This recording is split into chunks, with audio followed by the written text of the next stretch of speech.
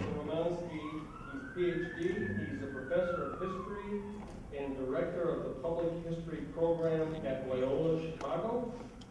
He is, I would say, prolific in his writing. He's got about 10 books he's done and a bunch of articles, particularly about the Midwest region. He's served as a historical consultant for the typical media folks and NPS and several federal court on Indian affairs issues. He will be speaking tonight on the Civil War as an Indian. Thank you.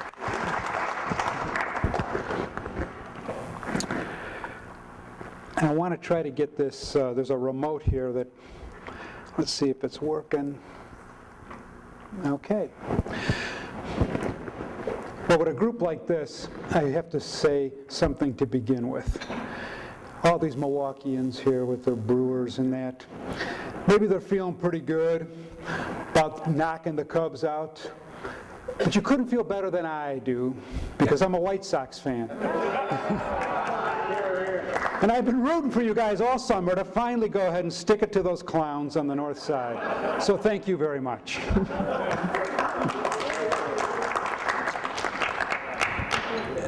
Now our topic today is maybe a little bit unexpected in that, you know, with a group like you, when you hear Civil War, Indian War, you go ahead and think of things like the Dakota War, Indian War during the Civil War, or the Cherokee warriors at the Battle of Pea Ridge that General Curtis complimented so greatly on their heroism in that fought battle.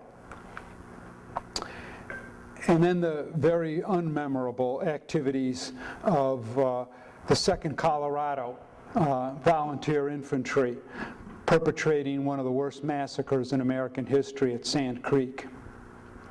Sometimes overlooked in terms of the Civil War as an Indian war is the Long Walk of the Navajo, in which Kit Carson, much to his, he was kind of forced into it, but forcing the Navajo from their home at Canyon de Chelly all the way down to Bosco Rosano in a really miserable part of the state of New Mexico, or there in the territory of New Mexico.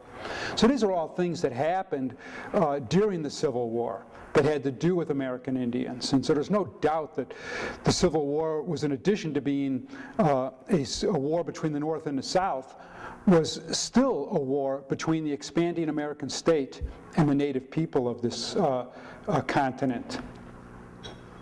And of course, so many of the people we associate with the Civil War, one renowned in the post-Civil War period, fighting American Indians. But what I want to talk about instead tonight is the relationship between the long history of conflict between the United States, starting off as just 13 states united, and the native people. Because it is out of that conflict that emerged the tactics that helped to win the war of the North against the South. And I think we see a good example of it here. Everybody's familiar with the Shenandoah campaign as one of the more infamous examples of the hard war tactics of the Union. What did Sheridan say about that? Death is popularly considered the maximum of punishment in war. It's not.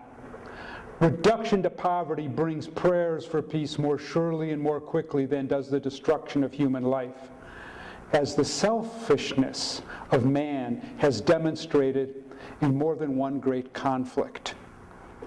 Take away a life, and you may have removed an enemy. Take away their food, take away their home, and you take away their willingness to resist.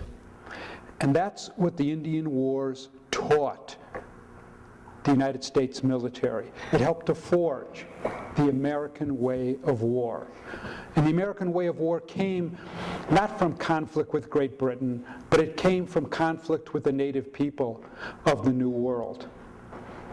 So between 1776 and the terrible massacre at Wounded Knee, we fought at least 40 recognizable wars, not to mention all the other raiding and such, between Native peoples and American forces, in which 19,000 European Americans were killed in action, and at least, this is a very modest figure, 30,000 Indians, men, women, and children, were killed in these battles. These were the wars that shaped our understanding of war. Native people had a very different approach to combat than we would popularly associate with them prior to the coming of the Europeans and firearms to this continent. For example, they would generally fight in large, massed groups with woven armor and stone weapons. They would fight, and then often champions would come forward. But it was very much of an open conflict. But once firearms were introduced, Indians adapted their tactics to what became known as the skulking way of war, in which you would go ahead and use surprise tactics, sniping upon your enemy, fighting from only behind cover because of the great lethal power of rifled weapons. And if you don't have the advantage on the battlefield, immediately withdraw. So how do you defeat an enemy that fights that way? The Europeans then had to adopt their tactics to the Indians, never fighting unless they had a great numerical advantage. And so what they learned was the way to defeat the native people was to destroy their homes, destroy their food supply, their ability to use the land. Then they would have no choice but to come to terms. Take an example, the Pequot War, 1637. 90 English soldiers, with the backup support of recruited Mohican warriors and 200 Narragansett Indian warriors, surround a Pequot village and perpetrate the Mystic Massacre. The Pequots were in this fortified village, and they surrounded it. They set the walls afire, and then when people tried to escape, they killed them. They killed so many that the Narragansetts just abandoned the field. They said, we can't do it anymore. We don't fight this way. But the New Englanders did. So 650 Pequot in that village died. Men, women, children. Only 7 survived. And the Pequot never revolted again. We're familiar with the idea of marching through Georgia, but the first march through Georgia was in 1776, when the British had enticed the Cherokee to go ahead and attack American settlements on the Carolinas and Georgia frontier. And so the militia was organized. How do they force the Cherokee to sue for peace? Burn their villages, destroy their fields.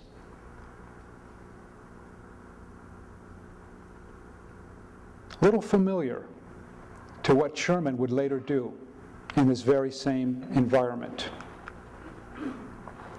And then the classic action in the American Revolution was the Sullivan Expedition, which George Washington dispatched into the land of the Iroquois, particularly the Mohawk and the Seneca. And his idea was, these people have long been allied with the English. They helped the English when Burgoyne invaded New York prior to the Battle of Saratoga. We're going to clear out their villages as a nest of enemies. And so he sent General Sullivan in there, and he said, I don't care if you win a single battle.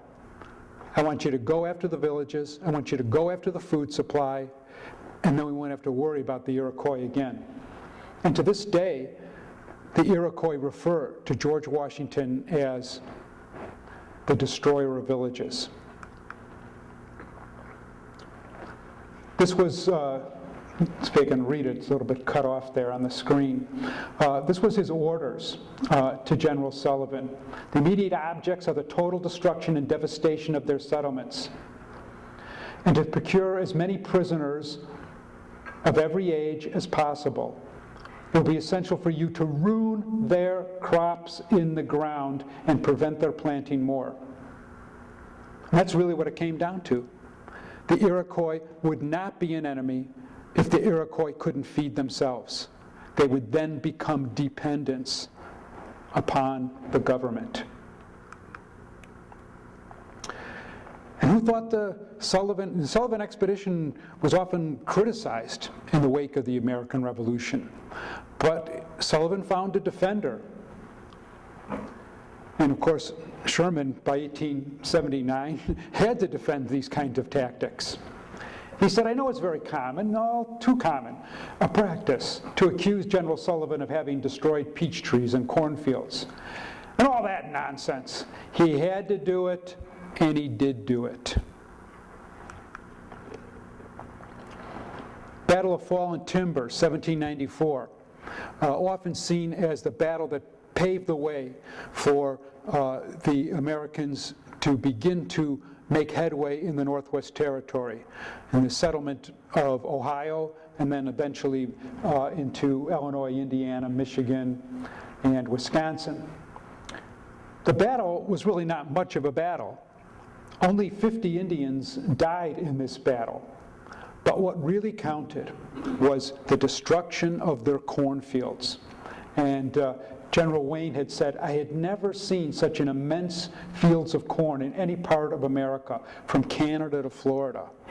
And this would have been in northwest Ohio, just mile after mile of Indian cornfields. Once those fields were destroyed, the Indians came. They ceded their territory in Ohio. They ceded the site of Detroit. They ceded the site of Mackinac, Fort Mackinac. They ceded the site of Chicago. They ceded the site of Green Bay, all because their cornfields were destroyed. So the lessons that could be drawn for American warriors from Indian conflict was attack the economic base, destroy the enemy's will to fight. Don't worry about occupying their territory, but use the enemy's own people to help defeat them, as the New Englanders did in the Pequot War with Mohican and Narragansett warriors. But war on an enemy's population, it's an ugly thing. Sometimes it's called genocide. Andrew Jackson, if you pursue a wolf, you have to kill the whelps too. That's pretty strong. It should be noted, perhaps, that after the Battle of Horseshoe Bend, Andrew Jackson found a young Creek boy, orphaned, his parents killed in the battle, really massacred as it ended. He adopted the boy and raised him as part of his family. Can't say anything good about Colonel Chivington, however. And that infamous quote you see there doesn't bear repeating, because he backed that up with literally the murder of women and children at Sand Creek. But bringing part of the enemy to your side was a critical lesson of the Indian Wars. And think about some of the great native leaders in American history. King Philip's war was, in terms of per capita, in terms of the number of people that existed in the English colonies, that was the most costly war ever fought against Indians. They destroyed 40 different towns in New England, the Indians did. They really inflicted heavy casualties, but in the end they were defeated. And they were defeated because the English colonists could go ahead and bring native allies to bear against the Indians. And so when King Philip died, as pictured here, he was killed by an Indian working for the English. Chief Pontiac, who led the Great Revolt in 1763 against the British takeover of Western North America, killed by another Indian. And Tecumseh, the last of the great Eastern American warriors, and the last Indian who really had a chance to halt American expansion, killed at the Battle of the Thames. In that battle, he was a Shawnee Indian. In that battle, William Henry Harrison had more Shawnee warriors on his side than poor Tecumseh, trying to go ahead and protect native homelands, could muster on his. And then even Sitting Bull, in the end, is killed by another Lakota. This is how you go ahead and defeat an enemy the easy way, is that you go ahead and divide and conquer them. And it worked pretty well in the Civil War as well. In fact, there would not be an indivisible, as we swore earlier tonight, United States if it wasn't for the fact that there were such a large number of Southerners who were willing to fight against the slave owners' Confederacy.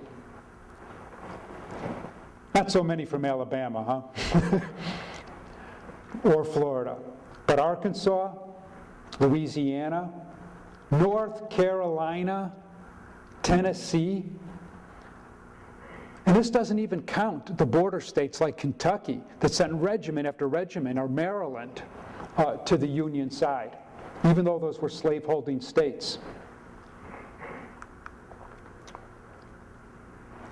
And of course, the really big number, to the tune of about 300,000, were African Americans, who were Southerners as well, but who couldn't be kept in bondage following the Emancipation Proclamation and the opportunity to put on the blue suit. So if you put all the Southerners together, 450,000, what could Lee have done with 450,000 soldiers? It would have been a heck of a lot of mischief in the Civil War. It's, as William Freeling very eloquently described in his South Against the South book, that was a key factor in winning the Civil War. It was a tactic learned in Indian War. Another important tactic, demonize the enemy. So here's a quote from the Declaration of Independence, that King George has excited domestic insurrections among us and has endeavored to bring the inhabitants of our frontiers, the merciless Indian savages, whose known rule of war is indiscriminate destructions of all ages, sexes, and conditions. And here we see a cartoon advertising the exact same thing, that the British are paying for American scalps.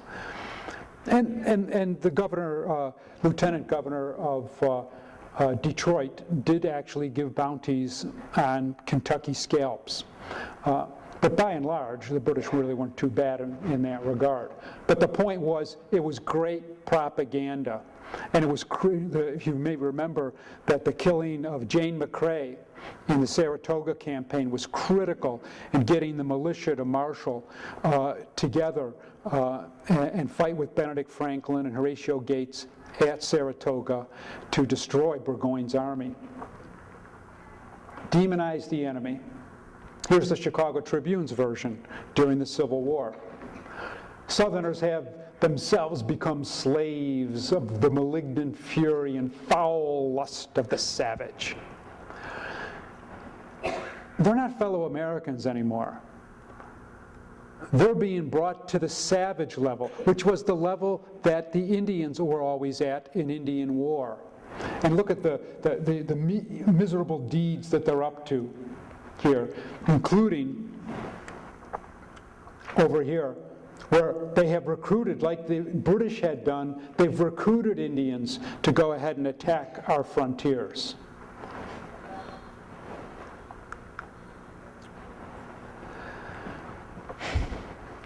So if my argument's correct, that Indian War shaped the way the Civil War was fought, then how do we explain the way the war was fought in the first 2 years? Because they got nowhere near hard war in the first 2 years of the conflict, did they? Part part of it was historical memory, or maybe better put, historical mythology. That Americans remembered the traditional battles in which American soldiers stood up, the Minutemen stood up against the Redcoats.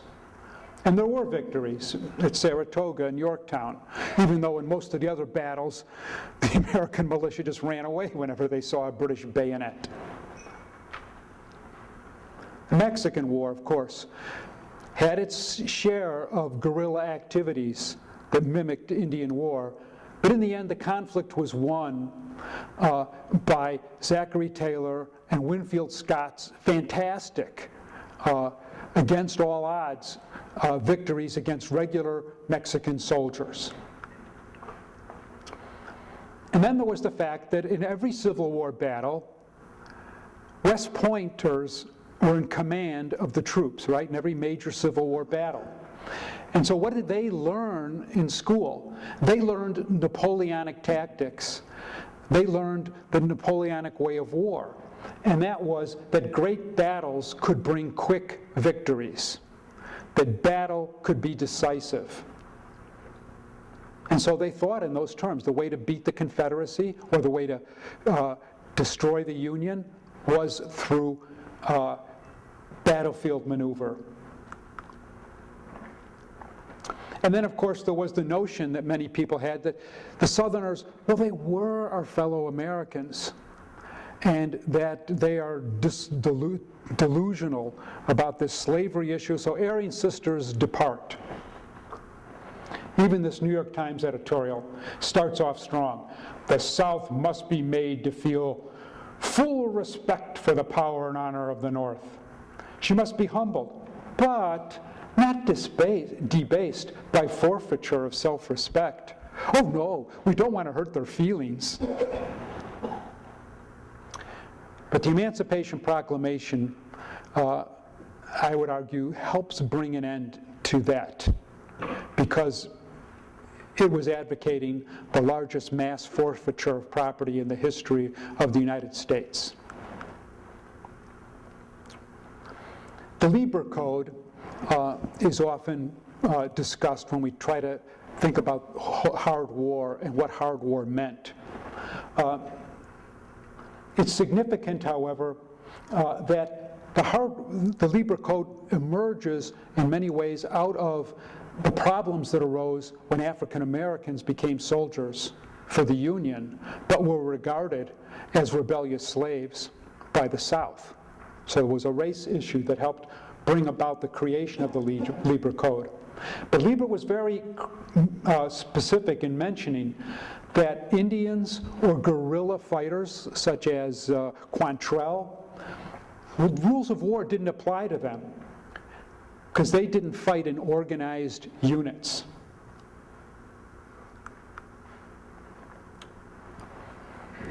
It was the defeat of McClellan in his miserable Peninsular Campaign, and the success of Union forces in the West, pushing down the Mississippi Valley into the heart of Tennessee, into northern Mississippi, where they saw the Southern slave system.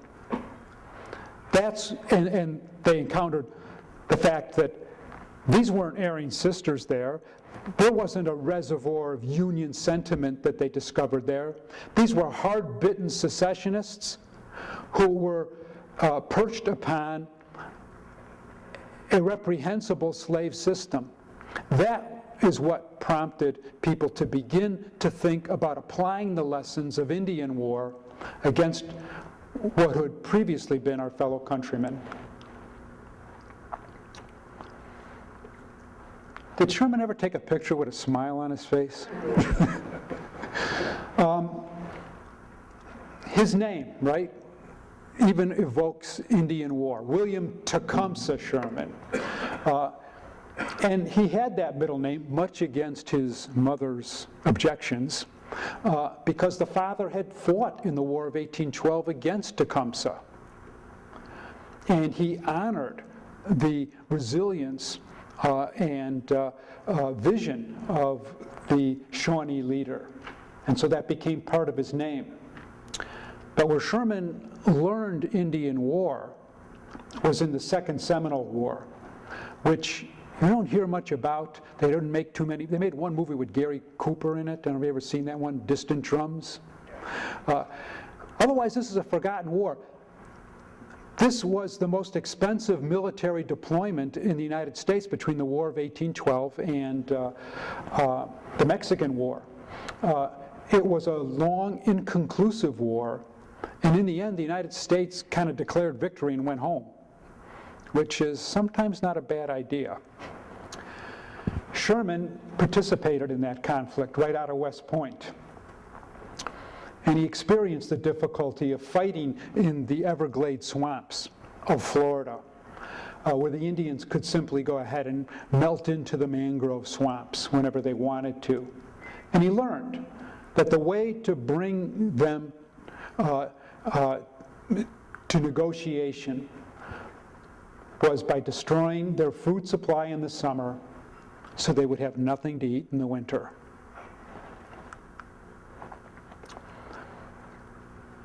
A great many Civil War soldiers had extensive experience in Civil War. You can see the Second Seminole War more than anything else for Hooker, Hancock, Don Carlos Buell. Well, I don't know what he learned. But then even further west, Philip Sheridan in the Yakima War and the Rouge River conflict.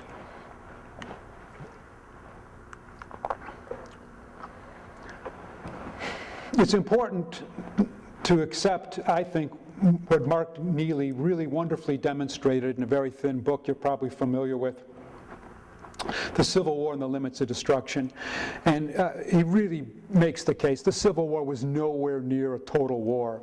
And I just blanch when I see these textbooks, or you find facile commentators on TV saying, oh, the Civil War was the first total war. What a joke.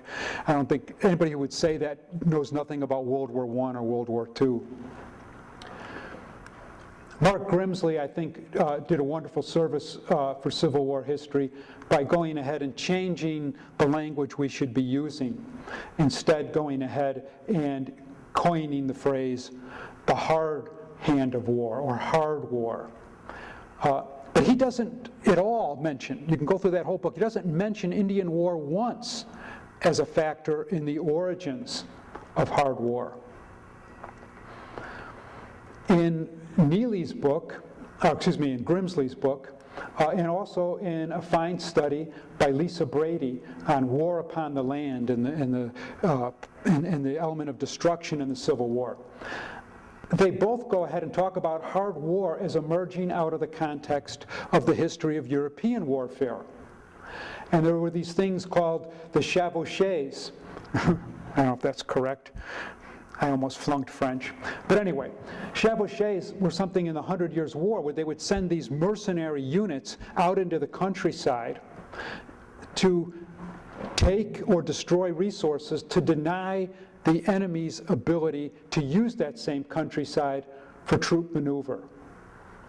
There's no doubt that Sherman and Grant had the same idea, but they didn't really go ahead and cite the chevauchés as the reason for why they were doing this. Though Sherman did at one point say that the Meridian Campaign and the March to the Sea followed age-old military procedures.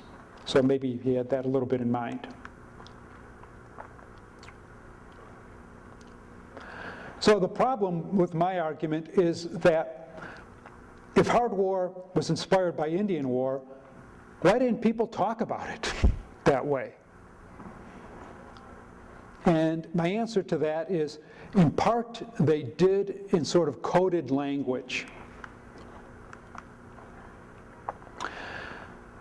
But the reason it wasn't explicit is because it was implicit in the way American soldiers thought about war and the way the American people, and this was definitely a people's war, thought about conflict. The United States is what some historians call a settler colonial state. It's a heritage that we share with Canada, Australia, South Africa, New Zealand. And that is where a people come from another continent not to exploit, as the Spanish did in South America, not to exploit the native population, but to simply displace them and to make their homeland a new country. And the concept of manifest destiny depicted here is at the heart of that notion that America wasn't a colony, but a settler colonial state. Settler colonial war tended to be very brutal. And an example that I would bring up here, eventually Algeria, following the French conquest, it became part of metropolitan France, which is why the French fought so hard in the 50s and 60s to keep Algeria, because they didn't regard it as a colony, even though the majority of the people who lived there were North Africans, Berbers, and Arabs. In order to complete their conquest of Algeria, the French did some awful things, and you can get a sense of it. Who would pose for a picture like this? They developed a tactic called the razzia, and this would be an example of what a razzia was. A night march by a large, fast French force against a village. And here's a quote: "Women, men, children scurry to the only exit afforded them by the troops that have partially surrounded the village, only to find riflemen and the Gouam." Now, who are the Gouam? They're Algerians who've been brought into French service. So Algerians fighting other Algerians. Salvos whiz, and the riflemen's sabers pierce a large number. A large number of what? Women, children. 150 corpses soon scatter the ground. So after this raid, 80 prisoners were taken, but more importantly, 2,000 cattle, chicken, honey, eggs, butter, milk, and a rich booty of garments and even jewelry, which can be then sold in the bazaars of Paris. That's how you go ahead and cower a population. The French were able to do this in the same way that many American soldiers were able to do this against Indians, because somehow they were a different kind of people. They were what we would call the other. They were different than us, and perhaps didn't have the same values, and perhaps didn't deserve the same rights. Davy Crockett fought with Andrew Jackson at the Battle of Horseshoe Bend. And this is what he said, that when they slaughtered over 100 Creeks, we shot them like dogs. Then you think about, what's the worst massacre that happens in the Civil War? It's not against Union troops surrendering at Harper's Ferry, or Confederates captured at Cemetery Hill or Seminary Ridge. No, it's at Fort Pillow, where most of the murdered were African American soldiers, as well as some of their white officers. So what does one Confederate officer describe? It's the most horrible sight I have ever witnessed. Another Confederate sergeant. The slaughter was awful, and that the captured fort became a great slaughter pen. Blood, human blood, stood about in pools, and brains could have been gathered up in any quantity. Soldiers trying to surrender, bayoneted or shot. So one of the keys to really going ahead and following through with this Indian style of war is, in the end, you shoot them down, men, women, and children, because they're not your people. They are the other. Now, we don't see that level of brutality in the Civil War, no matter nothing that Sherman or Sheridan did. We see a little bit of it in the guerrilla fighting that took place in the border areas, particularly Missouri. There certainly had been a whole legacy of destruction laid down long before the Civil War started there, from John Brown to the Border Ruffians. But you get things like 1863, the Lawrence Massacre, 164 civilians killed by, was that Quantrell, I think, that did that. The Centralia Massacre, utterly outrageous. Group of Union soldiers coming back on a train for leave, don't even have a weapon, just murdered by Confederate guerrillas. So that leads to something like General Thomas Ewing's Order Number 11. Remove the population from the western counties of Missouri. Just remove them. The exact same thing the United States government did to the Cherokee, the Creeks, the Chickasaw Indians in the southeast. You don't want a problem, get rid of them.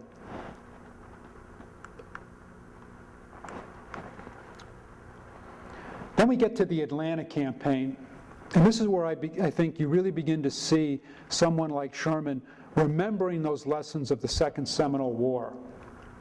And in June, he wrote a letter to his brother in the United States Senate. My long and single line of railroad to my rear, of limited capacity, is the delicate point in my game, and there ain't no doubt about that.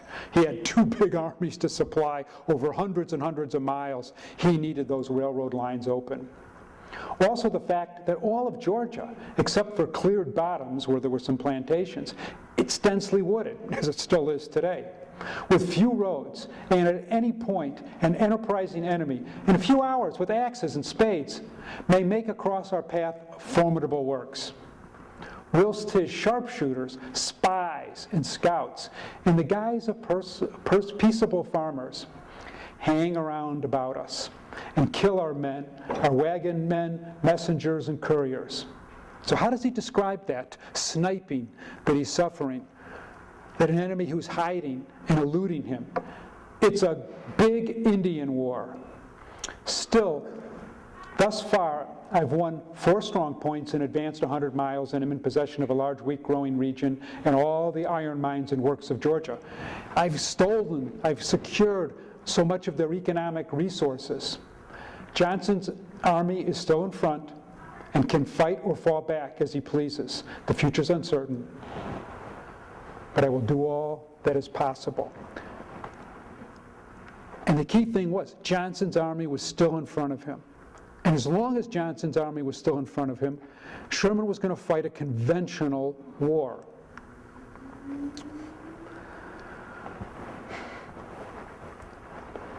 From his idea, what was a big Indian war? It was enemy troops using cover and terrain to their advantage, forcing the Union Army to constantly maneuver, but against an enemy that was always retreating whenever they had the Union had the advantage, using ambush and raids.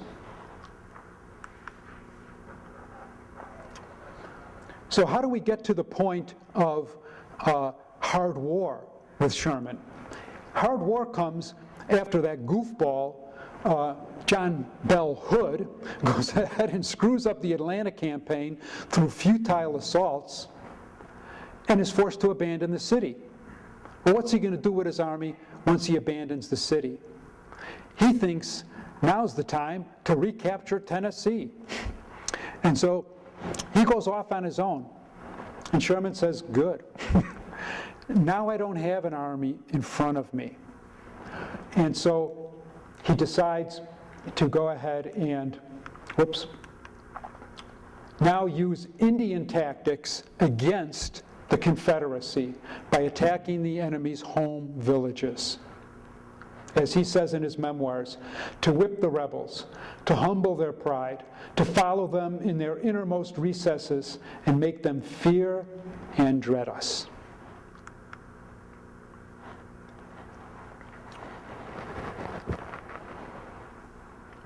because we only fight not just hostile armies, but a hostile people, and must make the young and the old, just like an Indian war, the rich and the poor, feel the hard hand of war. In 1868, Sherman orders a campaign against the Northern Cheyenne Indians. And he orders that his troops make all segments of Indian society experience the horrors of war as fully as the warriors. It's exactly the same thing. Almost. Because the hard hand of war against the Southern Confederacy was nowhere near as hard as it was against native peoples. Sherman's troops were very measured in their destruction. You don't go ahead and find many accounts of rape. You don't find many accounts of needlessly destroying people's homes. Years ago, I did an archaeology project on the Georgia-South Carolina border. I'm driving through the countryside with one of the locals, and he says, and we're passing these abandoned houses, off in the field, covered up in kudzu.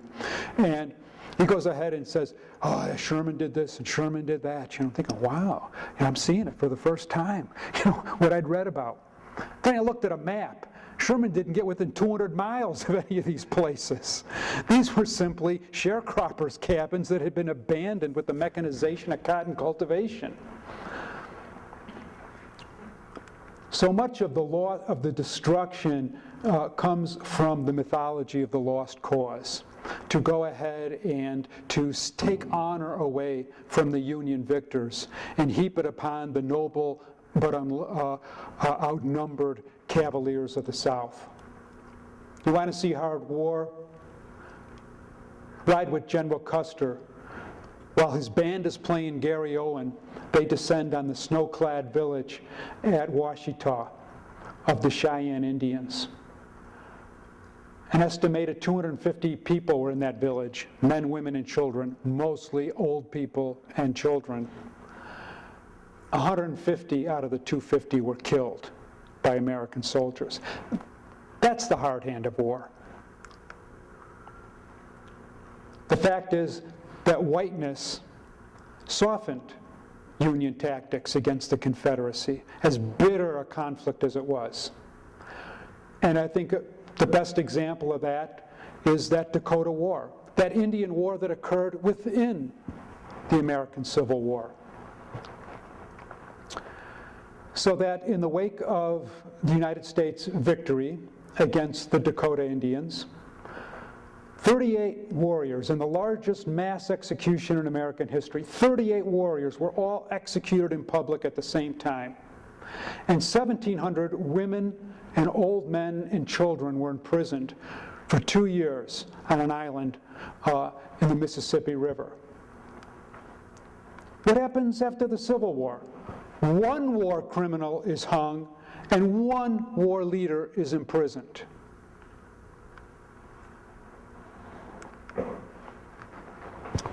So I'll just conclude by observing and reiterating, perhaps ad nauseum, but that America, as a settler colonial state, learned a type of war that was about attriting the enemy's ability to respond. And this is a tactic we used in the bomber campaign in World War II. It's not until the very end of the World War II that most American troops are engaged against the Nazis, and even, in fact, against the Japanese. It's the tactic that Westmoreland attempted in Vietnam, to attrit the enemy, using, again, our air power ability to hit their home targets. Now, I won't say that they did that effectively, and that they missed, and purposely missed, so many of the vital home targets. But it was a proven playbook that American military strategists went back to, because it worked against the Indians, and it worked in the Civil War. Thank you.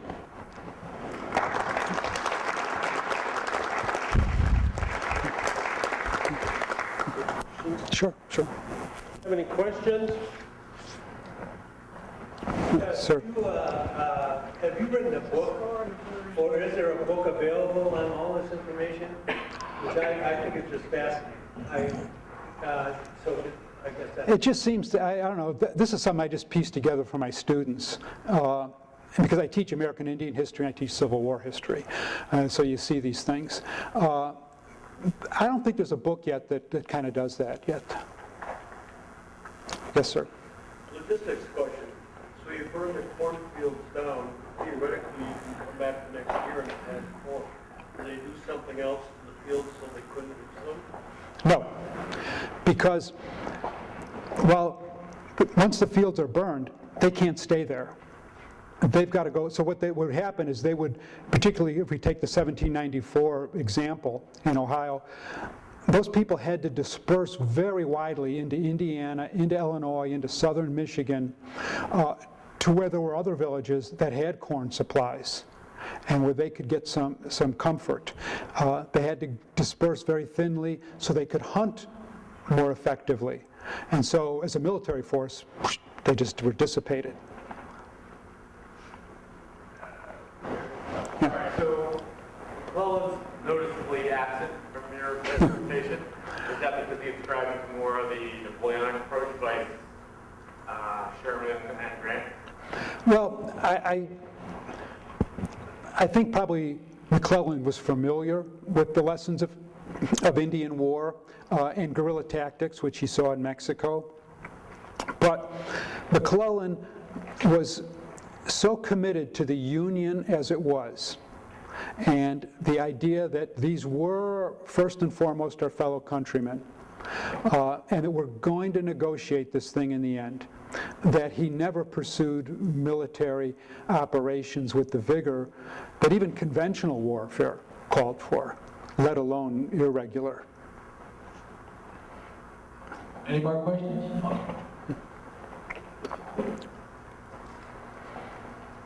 In your studies, did you find where the Indians used the same tactics against another tribe? Oh, absolutely.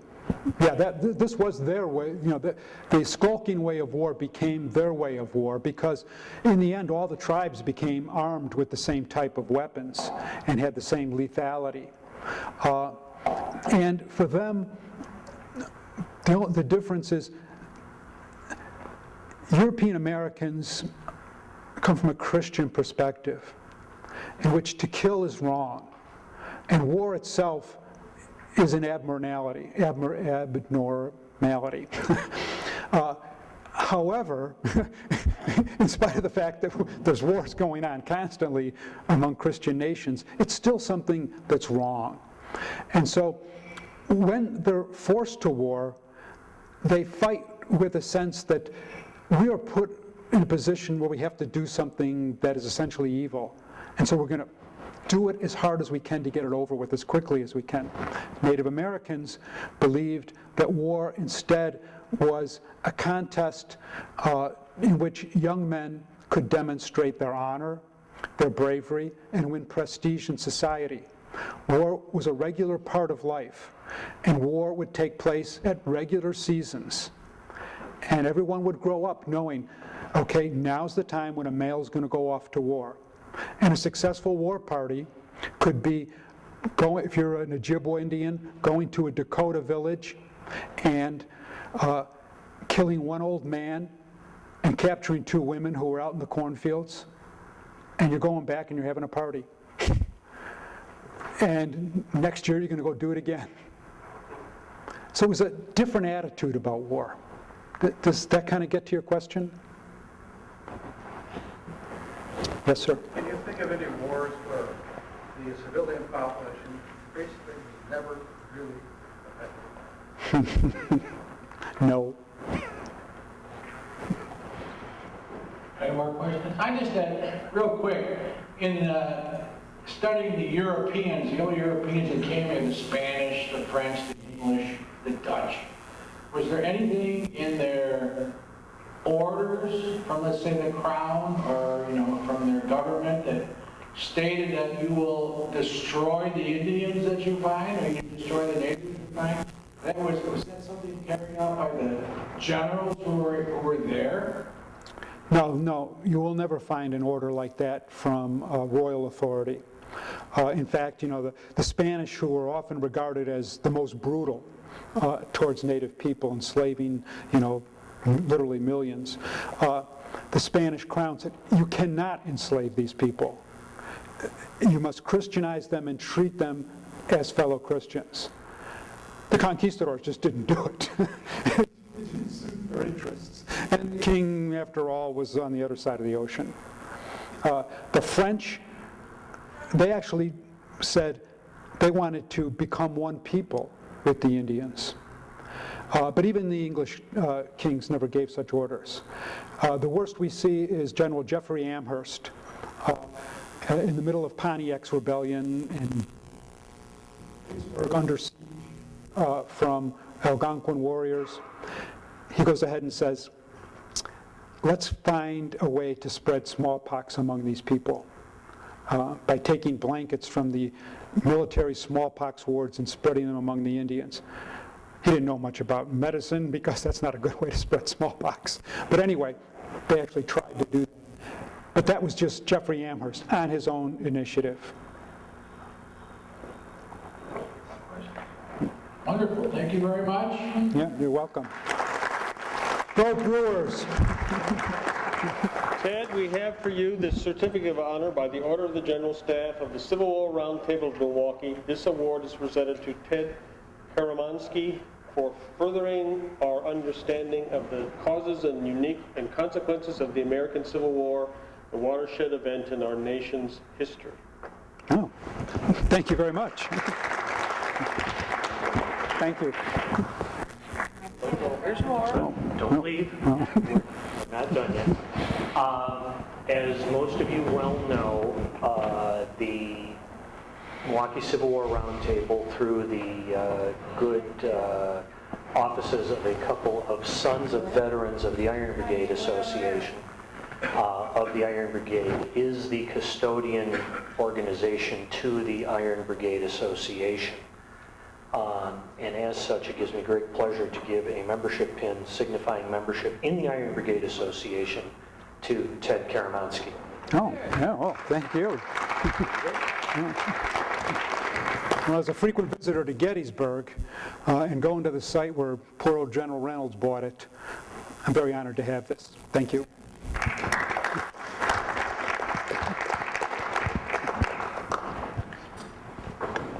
Well, that does it for this evening. I want Ted to know that